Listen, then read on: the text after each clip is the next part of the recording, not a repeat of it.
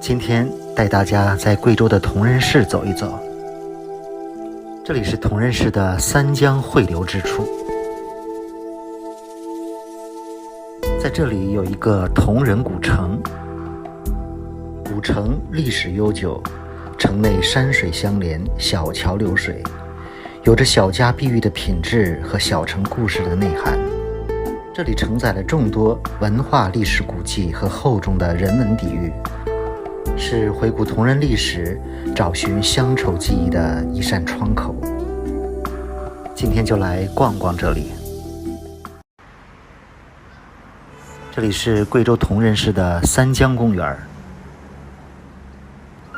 在铜仁玩了有1周了，也去了好几个景点，比如梵净山、朱砂古镇、亚木沟、云社风景区、石阡温泉等。在铜仁市区都是以中转和休息为主。今天傍晚出来逛一逛铜仁市区。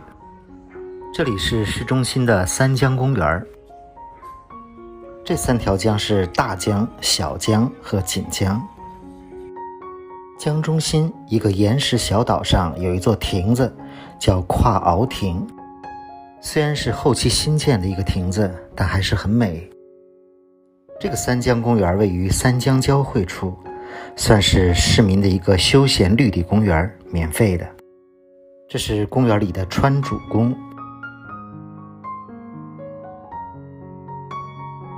从公园这个视野开阔的地方，可以看到铜仁市的一些景观。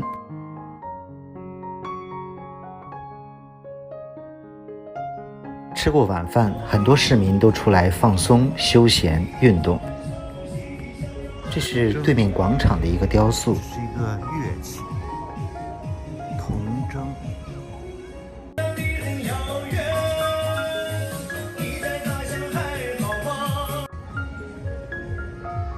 这个三江交汇处有很多古色古香的建筑，还有好几座漂亮的桥。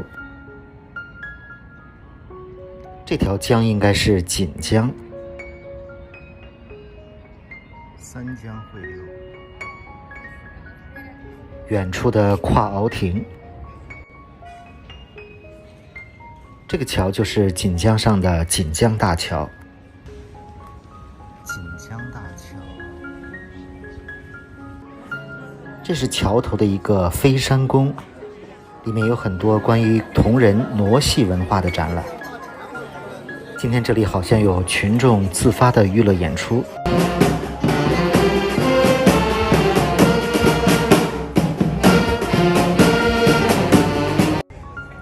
现在天色暗下来了，这里的灯光都亮了起来。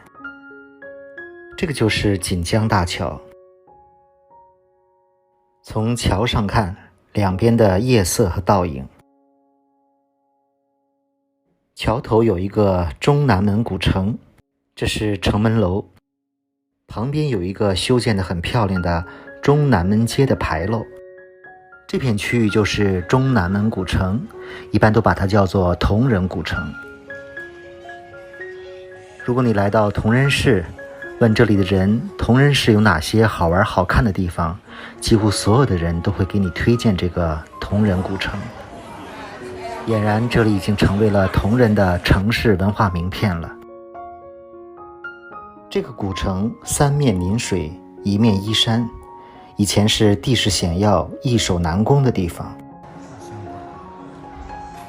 这里有很多反映古城风貌的原生历史街区，尤其有一些是保存比较完好的明清建筑物和民国时期的建筑。很多建筑里都是民族文化的一些展示。这个漂亮的建筑里展示的是钱绣，有不少都是非物质文化遗产。这是在叶子上绣的图案。据说这座古城有600多年的历史，经过重新整修，这里现在有明清建筑100多栋，保存完好的4合大院有30多座，大大小小的古街道有10几条。这些建筑风格既有徽派建筑，也有吊脚楼建筑。街街道中心的雕塑。晚上所有的灯都亮了起来。这里还有革命先驱周逸群的陈列馆。整个古城有很多的美食小吃，街头也有不少直播唱歌的人。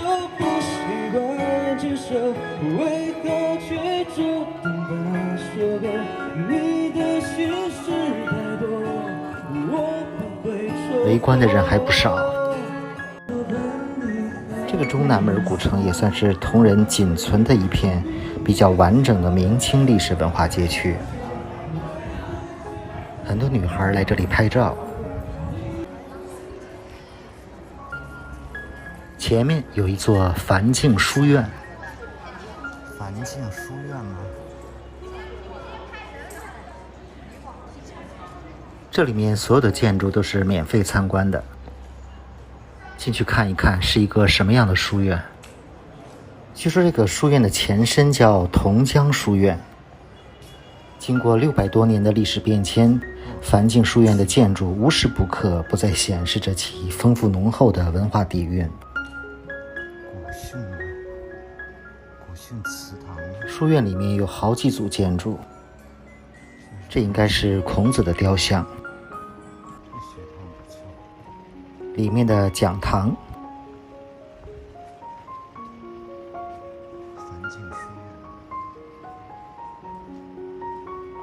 不过天黑了，很多建筑看不清楚。在书院的旁边还有一座文庙，文庙后面的山上还有一座亭子，也非常漂亮。古城内也有一些现代建筑和展览。这是梵净星空艺术馆，这里也是免费开放，但有些体验项目需要收费，都是和星空有关的主题。还有一个航空体验馆。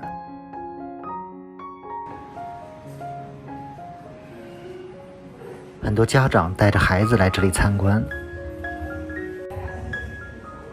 显然这个免费的铜仁古城作为一个风景区，投资还是非常大的，尤其是这里的夜景工程非常的漂亮，堪称一个铜仁不夜城。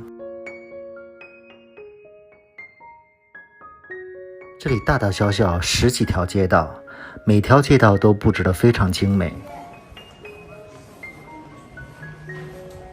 大部分都是商铺、餐厅。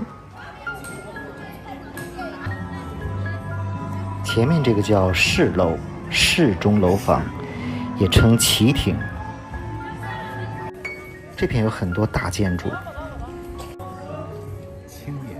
看到一家店铺卖青盐猪蹄儿，还是很喜欢吃青盐猪蹄儿的，来一只。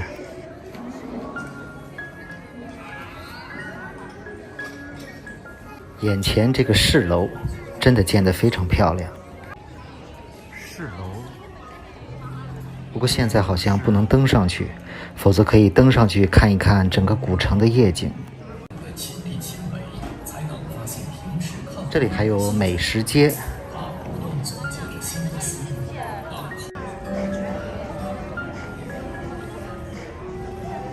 这个古城面积也不算小，特别适合拍照、拍街景、拍古风，尤其是晚上更漂亮。吃完晚饭过来逛一逛，在江边走一走，实在是非常惬意的事。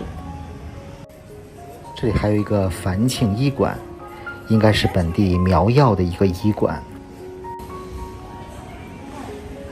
虽然这是一个新建的古城，但也是依据之前的老城遗址扩建而成的。在铜仁，这里还是一个非常有特色的地方，值得晚上过来逛一逛。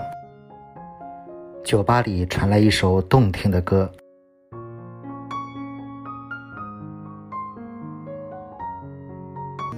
那曾经爱过你的人，那就是我，在远远的离开你，离开开喧嚣的人群。我请你做一个流浪歌手的情人，我只能一再让你相信我，总是有人牵着我的手，让我跟你走。在你身后，人们传说中那苍凉的远方，你和你的爱情在四季传唱。